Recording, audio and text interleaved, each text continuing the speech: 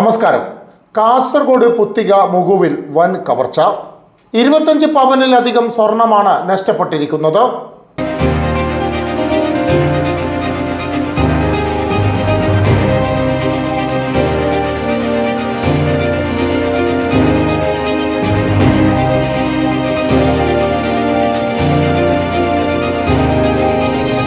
കാസർഗോഡ് പുത്തിക ഗ്രാമപഞ്ചായത്തിൽപ്പെട്ട മുകുവിൽ വൻ കവർച്ച.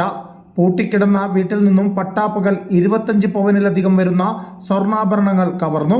കർഷകനായ ഭട്ട് റായിയുടെ വീട്ടിലാണ് ചൊവ്വാഴ്ച ഉച്ചയ്ക്ക് 1:30ക്കും 2 മണിക്കും ഇടയിലുള്ള സമയത്ത് കവർച്ച നടന്നത്.